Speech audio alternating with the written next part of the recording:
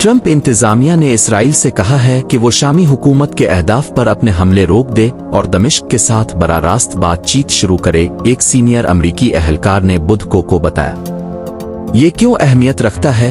अमरीकी हुक्काम को इस बात पर शदीद तशवीश है कि इसराइली हमले बशमूल दमिश्क में शामी फौजी हेडक्वार्टर और सदारती महल के करीब शाम की नई हुकूमत को गैर मुस्तहकम कर सकते हैं।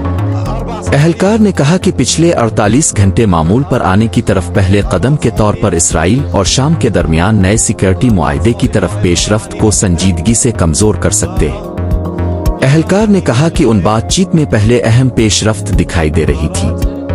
बुध को अमरीकी वजीर खारजा मार्को रूबियो ने सहाफियों को बताया कि अमरीका शाम में इसराइली हमलों के बारे में बहुत फिक्रमंद है और जंग बंद होने की ख्वाहिश रखता है।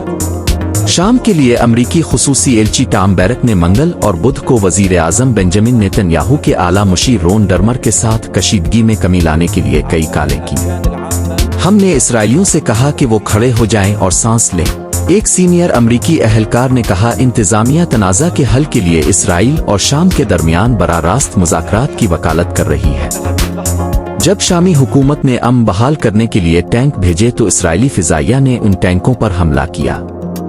अमरीकी अहलकार ने कहा कि शाम ने इसराइल को टैंकों के बारे में पेशगी इत्तला दी थी और कहा कि इसका रद्द अमल इसराइल की तरफ नहीं था। लेकिन इसराइली हुक्काम का दावा है कि टैंक एक ऐसे इलाके में दाखिल हुए जहां मगरबी शाम के कुछ हिस्सों पर कब्जा करने वाले इसराइल ने भारी हथियारों को गैर फौजी करने का मुतालबा किया है। मंगल की रात मकामी वक्त के मुताबिक और बुध की सुबह तक इसराइल ने जनूबी शाम और दमिश्क में शामी हुकूमत के अहदाफ के खिलाफ अपने हमलों में इजाफा किया।